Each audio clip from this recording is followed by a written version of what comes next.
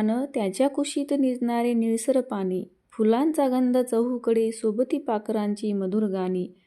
येता तुझ्या कुशीत निसर्गाभेद जगावेसे वाटले, उमललेल्या नाजूक कळ्यांना पाहून हसावेसे वाटले. निसर्गाचा रंगच निराळा, जणू वाटले सौंदर्य पसरले चोहीकडे. निसर्ग अगदी मातृत्वाने झाड जंगल जगवते, त्यावर विश्वास ठेवून तर नवीन रोपटे उगवते. सुंदर नाजूक मोत्यासारखी फूल वेचण्याची मजाच होती न्यारी, फुलात फुल गुंफलेला गजरा दिसायचा भारी. आयुष्य होतं खूप सोपं तेव्हा, छोट्या छोट्या गोष्टीत पण मन सुख मानायचं जेव्हा. तर इथे मी गावाकडे गेली होती आणि इथं मला फुलं खूप सारे असे छान दिसून राहिले आणि ती मी तोडून घेत होती. तर हे पहा, शेतात जेव्हा घर असते तेव्हा किती सुंदर असं सगळीकडचं वातावरण असते ते पहा. इतकं छान दिसत आहे हे सर्व काही. तर हे जे ऑरेंज कलरचे फुलं आहेत ते आपण साऊथ इंडियन फुलं आहेत, यांचा गजरा इतका छान दिसतो केसामध्ये, तर खूपच छान. आणि ही जी वरती वेल जात होती ती आहे कृष्णकमळ. कृष्णकमळ म्हणजे निळ्या रंगाचं जे फूल आहे, मला वाटतं हो निळ्याच रंगाचं आहे वाटतं हां. त्या वेलीला सुद्धा असे प्रचंड असे फुलं आले, कृष्णकमळ. तर इतकं छान दिसत होतं इथं सगळं काही आणि खूप साऱ्या कलरचे फुलं होते, पर्पल कलरचे आणि आपले जास्वंदाची फुलं, गुलाबाची फुलं होती साईडला. त्या झाडांना इतक्या पारंब्या आल्या होत्या, इतक्या कळ्या होत्या की काय सांगू तुम्हाला. तर खूप सारे असे फुलं आले होते छान छान. तर मी म्हणत होती काकूंना की मला ही झाडं पाहिजे आहेत, तर मला कलम करून द्या. तर हॅलो नमस्कार, कशा आहात तुम्ही सर्व? तुम्हा सर्वांना आजचा दिवस आनंदाचा आणि आरोग्यदायी जावो. सर्वप्रथम श्री स्वामी समर्थ. तुमच्यासोबत गुरुपुष्यामृताची पूजा आणि देव कसे उजळायचे, कोणत्या लिक्विडने मी उजळवते आणि कोणता पावडर मी यूज करते ते संपूर्ण माहिती मी ते सांगणार आहे. तर व्हिडिओ स्किप न करता शेवटपर्यंत नक्की पहा. 21 नोव्हेंबरला म्हणजेच गुरुवारी गुरुपुष्यामृत योग होत आहे. तर हा कालचाच व्हिडिओ आहे. ज्योतिषशास्त्रानुसार पुष्य नक्षत्र गुरुवारी आल्यानंतर गुरुपुष्य योग तयार होतो. गुरु आणि पुष्य नक्षत्र हे दोन्ही ज्ञान, सौभाग्य, समृद्धी, संपत्ती इत्यादींचे प्रतीक मानले जातात. त्यामुळे या दोघांच्या संयोगाने तयार होणारा योग अत्यंत शुभ मानला जातो. या योगात केलेले शुभ कार्य नेहमीच यशस्वी होतात. गुरुपुष्य योगासोबतच सर्वार्थ सिद्धी आणि अमृत योगाचा संयोग जुळून आला आहे. तर जेव्हा आपण देव उजळायला घेत असतो तेव्हा सर्व देव एका ताटामध्ये व्यवस्थित काढून घ्यायचं आहे देवपाटावरून. आणि इनडायरेक्टली काही जण देव जमिनीवरच ठेवतात, तर तसं नका करू. जो देवाचा आपण मान सन्मान करत आहोत ते कायम असा टिकून राहायला पाहिजे. तर आता मला देव उजळायचे आहे म्हणून मी सगळे देव ताटामध्ये काढून घेत आहे. आणि जे हे तांदूळ आहेत ना, जे मी देवाच्या खाली ठेवले होते ते सर्व मी एका ताटामध्ये घेत आहे. आणि हे तांदूळ मी सर्व चिमण्यांना खाऊ घालते, म्हणजे चिमण्यांना किंवा पाखरांना मी अशी टाकून देत असते. आणि म्हणजे आपण याचा गोड पदार्थ पण करून खाऊ शकतो. ज्या दिवशी आपण काही नॉनव्हेज वगैरे नसेल खात असेल त्या दिवशी हा तांदळाचा वापर आपण खाण्यासाठी सुद्धा करू शकतो. तर हे जुने तांदूळ काढून घ्यायचे आणि नवीन तांदूळ आपल्याला घ्यायचे आहे परत पुन्हा. अशा प्रकारे मी सगळे देव काढून घेतले आहे आणि त्यांच्या माळा वगैरे सगळे वेगळ्या केले आहे. देव वेगळ्या एका ताटामध्ये आणि बाकीचं साहित्य वेगळं याच्यावर त्या चौरंगावरती मी ठेवून दिलेलं आहे. पण आज देवच उजळायचे नाही तर पूर्ण पाट वगैरे त्यांचा जो कपडा टाकलेला असतो त्याच्यावर पण खूप धूळ बसत असते. तर म्हणून त्या धुळीला पण साफ करून घ्यायचं आहे. सर्व चकाचक करून घ्यायचं आहे.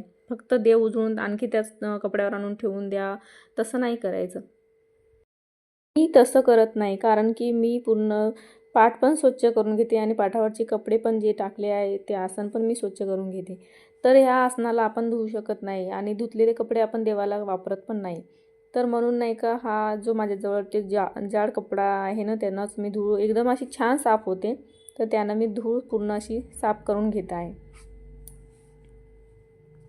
जे देवाचे आसन असतात ना त्याच्यावर तर एवढी डस्ट खूप लवकर बसत असते, कारण की तो मखमल म्हणजे वेल्वेटसारखाच कपडा असतो, म्हणून त्याच्यावर धूळ खूप लवकर बसत असते. म्हणून मी आज सर्व देवघरच पूर्ण स्वच्छ करून घेत आहे. तर इथे जे आपण किचन ओट्यावर हे भांडी साफ करत असतो. तर मी किचन ओट्यावरच भांडी साफ करत असते. पहिले पूर्ण आटवून घेतलं आणि किचन ओटा साफ केला, त्यानंतरच मी ही देवाची भांडी साफ करून घेत आहे. आणि हा जो भैयाजी पावडर आहे यानंच मी भांडी साफ करते. एकदम अशी छान निघतात भांडी. आणि 15-20 काय 1 महिनाही पुन्हा नाही घासले तरी चालतात. आणि त्यासोबत जो तो विम बार लिक्विड आहे ना, तो पण मी यूज करत असते.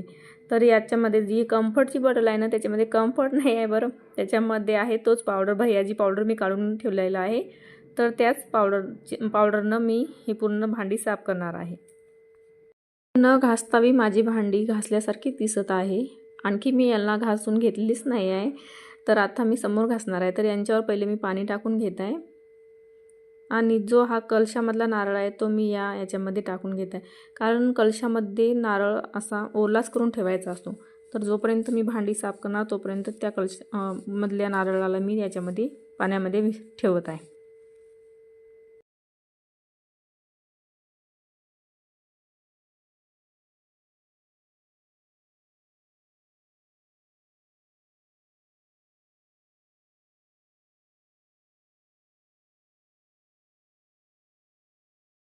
जेव्हा आपण साफ करत असतो तेव्हा सुद्धा देवांना खाली ठेवायचं नाही आहे. तर आता मी ही देवी घेतली आहे आणि त्याला ताटामध्ये ठेवूनच मी हिला साफ करणार आहे.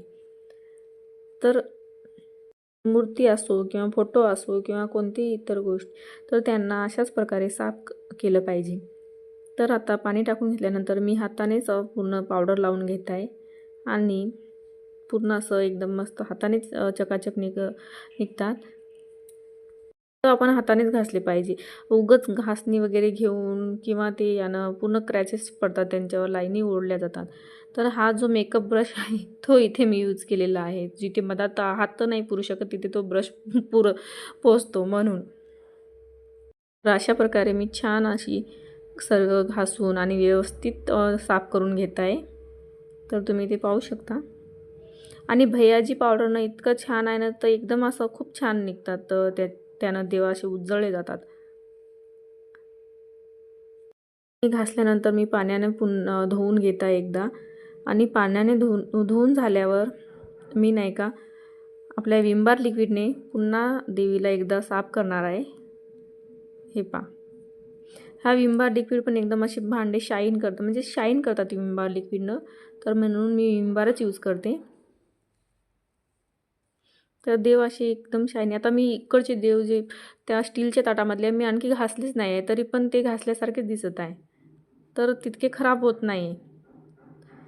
तर या पावडरनं घासल्यामुळे मी नेहमीच या पावडरचा वापर जास्त करत असते. तर मग या पावडरनं घासल्यामुळे ते देव मला म्हणजे नेहमी घासायचं काम नाही. जेव्हा काही राहते पूजा वगैरे तेव्हा मी घासत असते.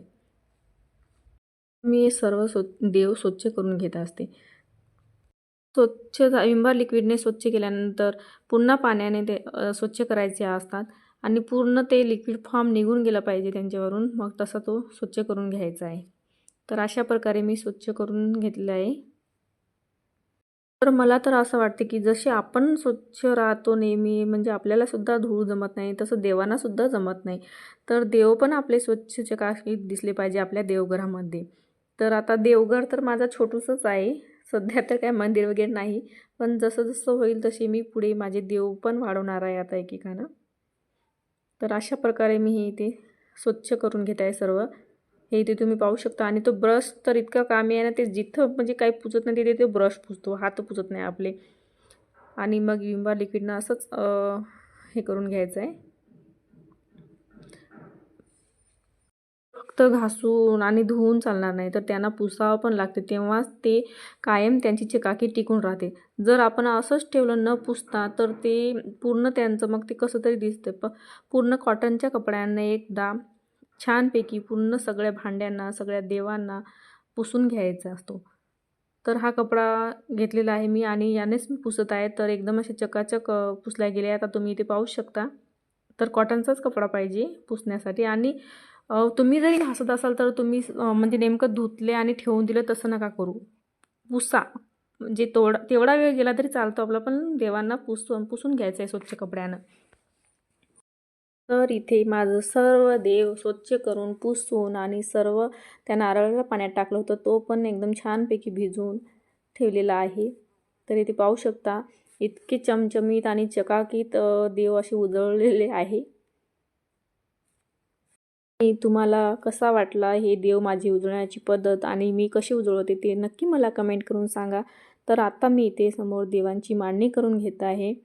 तर इथलं सगळं मी स्वच्छ करून घेतलं आणि सर्वप्रथम जो आपलं काम असते तो आहे दीप प्रज्वलन. कोणतंही देव मांडणी करा अथवा देवाची पूजा करा, पण दिव्यानेच आपण करत असतो, दीप प्रज्वलनाने.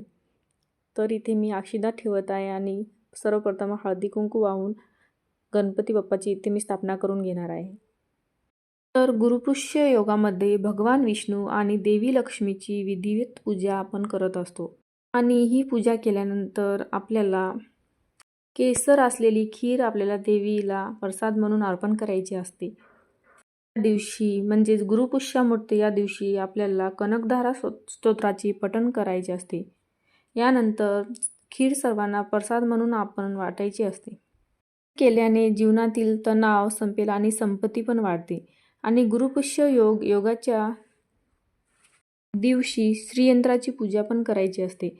त्यावर कच्चे दूध आणि गंगाजलचा अभिषेक करून देवी लक्ष्मीजवळ हळदी कुंकू लावून साखर अर्पण करायची असते.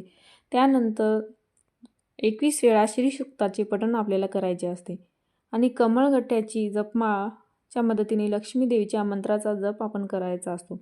असे केल्याने आपली संपत्ती वाढते आणि आपल्याला मान सन्मानासह सौभाग्य पण प्राप्त होत असते. श्रीयंत्र असेल तर आपण त्यांची पण पूजा करू शकतो, नाहीतर आपण देवीची पूजा तर करतच असतो आणि कुंकुमार्चन पण या दिवशी आपण करत असतो. आणि अनेकदा रखडलेले पैसे आपल्याला लवकर मिळत नाही, अशा वेळी काही समस्यांना आपल्याला तोंड द्यावे लागते. गुरुपुष्य योगा दिवशी घराबाहेर कुंकू आणि हळद लावून स्वस्तिक बनवले तर आणि दक्षिणावर्ती शंखपूजन केल्याने भगवान विष्णू आणि महालक्ष्मीचा आशीर्वाद प्राप्त होतो आणि अडकलेले पैसे आपल्याला परत मिळत असते असेही मानले जातात. तर इथे मी थोडक्यात तुम्हाला सांगणार आहे. आयुष्यात बरेचसे लोक मेहनत करतात, एखादी गोष्ट अवगत करण्याचा प्रयत्न करत असतात, त्यांना अपयश येते, त्यांना त्यामध्ये यश मिळत नाही. यश हे त्यांनाच मिळते जो हरून पुन्हा तोच स्वप्ने पूर्ण करण्याचा प्रयत्न करत असतो. आणि अपयश हे त्यांनाच येते त्यांनी प्रयत्न केलेच नाही, त्यांना तर कधी अपयश येतच नाही. आणि जर तुम्हाला पण कुठली गोष्ट प्राप्त करण्यात अपयश आले असेल तर काही वेळा आपल्याला सर्वोत्कृष्ट मिळवण्यासाठी सर्वात वाईट गोष्टीतून जावे लागते, तेव्हाच आपण यशाचे शिखर गाठू शकतो. तुम्हाला व्हिडिओ आवडला असेल तर लाईक करा, सबस्क्राईब करा. पुन्हा भेटूया पुढच्या अशाच एका नवीन व्हिडिओसोबत. तोपर्यंत बाय.